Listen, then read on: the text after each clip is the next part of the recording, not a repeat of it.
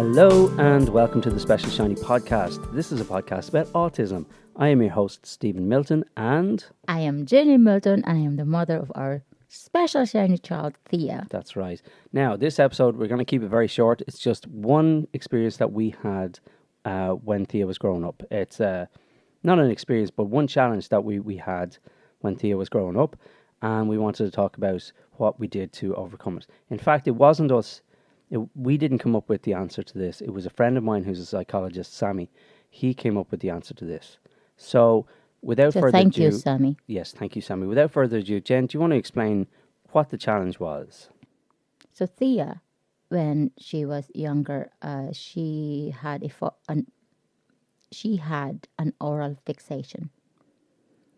So she would basically eat everything she could find on the ground, on the floor, everywhere. She'll eat the sand. She'll eat chewing gum from the... Yes, that's right. She will take like coins, anything. So that was stressful, and for her it was difficult for her, obviously, and She was looking for that sensation. She was looking for those kind of... something. She's just looking for that. Right? She wants to just chew something, constantly. And at that time, she was when she was growing up, she was constantly in and out of the hospital. Yeah, with problems with her stomach. Problems with her stomach. She contracted an E. coli. At one point, her mouth were so bad with bacteria. It took a while to get rid of it. She needed a higher bacterial antibiotic for it. So at that point, she was still having a bottle. She drinks everything from the bottle. Yeah. At the What age was the brand she liked most? Avent. Avent. And has to be Avent. Yeah. And so she would go through 4, 5, 10 teats a week. Easily. Because she was chewing on them until they broke. Yes, until they'll break. So one day she chewed the teeth so hard that it broke, and all the milk just went through her face, and she was so upset about it. When she was in senior infant, and she was 5, 6 years old at that time, it comes to the point where this is not acceptable anymore for me. It is not acceptable anymore because of her Which is not acceptable for her to put stuff in her mouth. That she has a bottle. Oh, that she's carrying the bottle around that everywhere. She's carrying a bottle. And she's not just drinking out of it, but even when it's empty, she's sucking on it and she's carrying it and stuff. Yeah. Yeah, she will have the bottle hanging out of her mouth. Yeah. Cute, but not acceptable. It was cute at the time, and I remember having a conversation with you, or probably with my sister, and I said, what am I going to do with her? This is cute at the moment. Yeah, but when she gets older. Because she's still at this age. Yeah. But when she gets older, I do not want her to have that in her mouth. Yeah. So in my family, we don't, where I'm coming from in my culture, my family culture, we do not give our children, our little babies, soother. Yeah. And incidentally, I was happy to go along with that. So all 3 of our kids, they didn't have soothers when they were growing up. No. So at that point, I was already doing Incredible Years. Yeah. So which was very supportive, and I learned a lot from it. Incredible Years is one of the parenting course that the HSE has offered for the parents who are in difficulty on dealing with your children. Yeah, with autism. With autism or special needs or anyone. Oh, it is? It's more wide, is it? It's wider? Yes. Okay.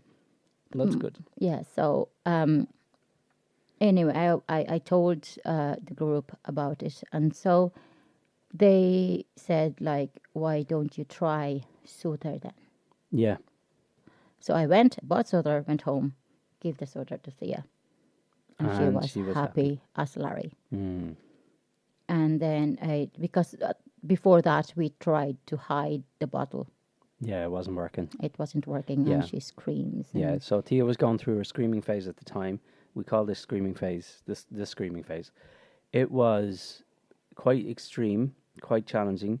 Theia was screaming most of the day. It was her way of expressing.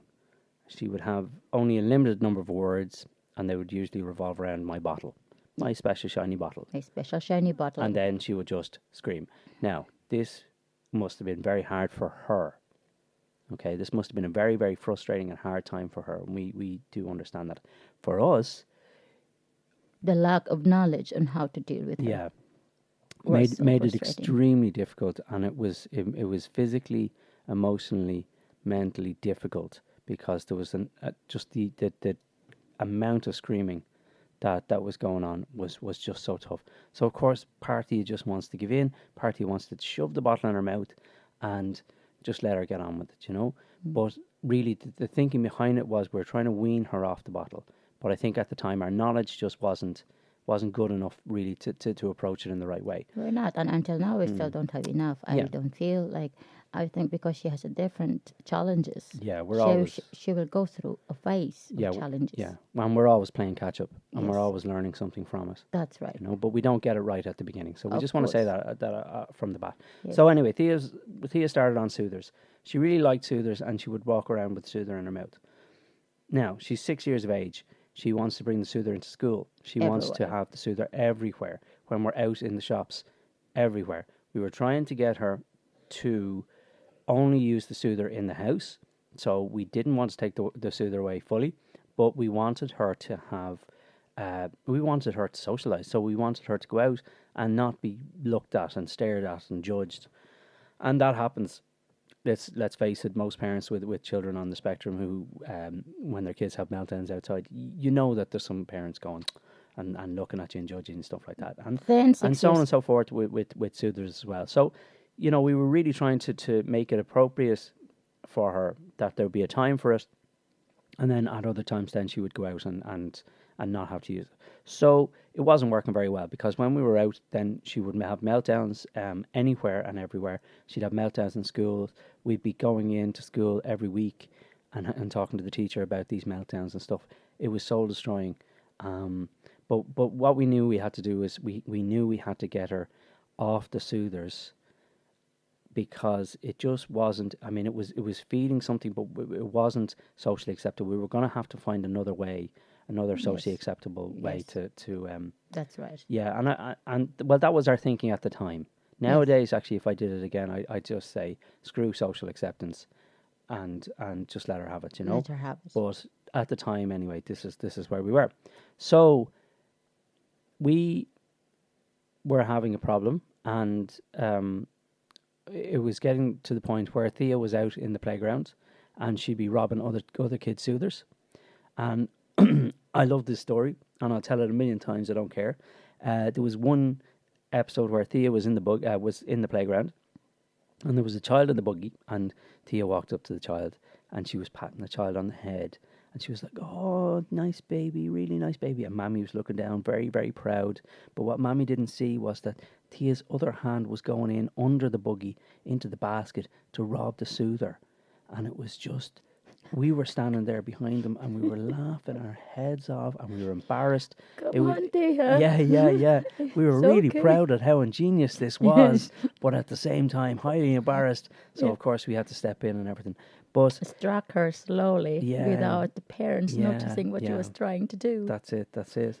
So it got to the point anyway where this was getting very frustrating, because it was a full-time thing, and we were constantly have to apologise to parents, and then also So she will take the suitor out of She the, would- the, the the babies mouth of the sometimes. baby. Yeah, that's right. So what we did then, we tried. So when she goes out, we give her chewing gum. That's right. Yeah. Yeah. Yeah. So because chewing gum is more acceptable than a suitor. Yeah. Right? So we gave her chewing gum. But the chewing gum eventually did not even work. It didn't help. It didn't help. Well, it helped. It keeps her calm. Yeah. But the way she's doing it is that she will chew and spit the chewing gum, play it like a Play-Doh, Yeah. and put it back in Back her mouth. Yeah. So So I was like, no, this Yeah. is not going to work. Yeah, yeah. Because at that age then she got really, really sick.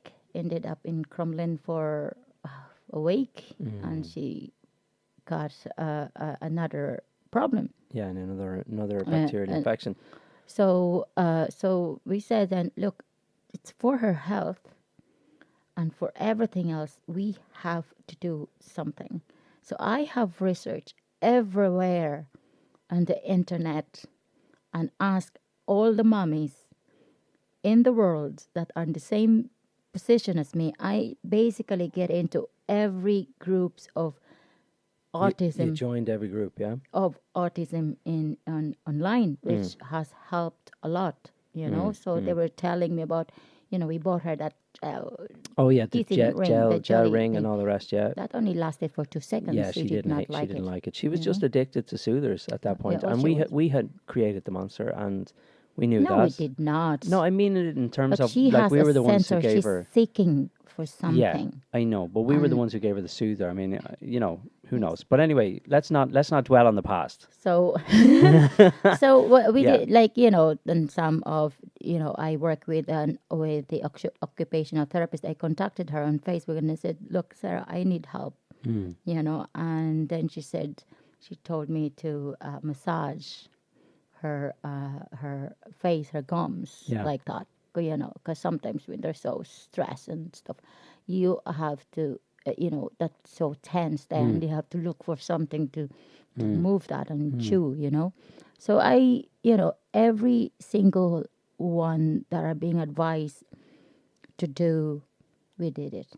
Yeah. Yes, we did it. And, to the extent that during her meltdown, that I would pick her up, literally pick her legs up and get her to do a wheelbarrow. The two of us will be wheelbarrow. And I didn't care at that point whether she would stop or not. I just wanted to do the work. And it actually helped. Like the wheelbarrow always helped her, no matter when she goes to her meltdown mode. I picked her up, her legs, and let her crawl all over the place. Yeah. And that would calm her down. Yeah. And then when she finished with that, she will call for, excuse me, my special shiny Banky. Banky, yeah. What she called her soother Banky. Yes. So let's cut to the quick here. Exactly. How is this problem solved? Okay, I spoke to a friend of mine called Sammy, who is a psychologist, and he listened to me very carefully. And even though he hasn't got a child on the spectrum and he's not working with children with autism, what he suggested was, instead of trying to fight Theia and take away her stuff and leave this vacuum for her, why not hand her 10 soothers or 20 soothers? So what he was saying was, in some ways, Theia is getting an emotional charge out of not having these things, and it's causing stress and anxiety, but it's almost like she almost is seeking that heightened emotion. So why not just give her loads of them? Give her everything she wants. So we were at the end of our tether, and we decided, do you know what? Let's give it a go.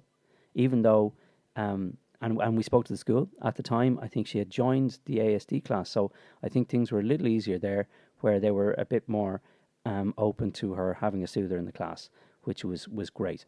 So that's what we did. Jen, where did we go? What did we do? So Stephen said it to me. Then he rang me, and I was like, right, let's go and get it. So we went to Tesco. We bought all different types of soother, from different brands. So we got like Tesco and Avant and Tummy Tippy and all of those brands that I didn't know before, because I never look at soother. Bought 18 of it. And do you know why it's there? We bought 18 of it? Because Theia told me the other night. She wanted 18 of them. No. Theia told me the other night when we asked her, Theia, remember we bought you lots of soothers? Yeah. She said, yes. How many were they, Theia? 18. Oh, so she still remembered how many soothers there were. Yes. So Theia came home and I said, Theia, we have a surprise for you. And she saw the soothers and she was like, Bunky! Yeah. And she just sucked one Bunky from after another.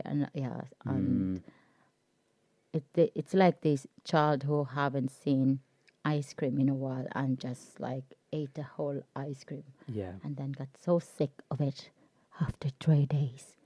3 days, she did not look at the soother anymore, Yeah. you know? Mad, isn't it? Yes. And we're like, Thea, where's your soother? No words, as if like, what are you talking about? I don't take those, you know? And that was that. That Yeah. was the end of the soother. Yeah. So that's our story. So basically, sometimes when you think denying or taking away is the answer, sometimes it's not. You have to be open to, I suppose, everything, trying everything. And I know all of the mommies and daddies out there are very open to everything. yeah, they have to be. You have Yes. to be when you have a child on the spectrum. So Isn't that right? That's right. So mommy and daddies, persevere, And you are not alone. think outside the box sometimes. Thank Yeah. you for listening. Because we are outside the box already. Thank you for listening. Take care.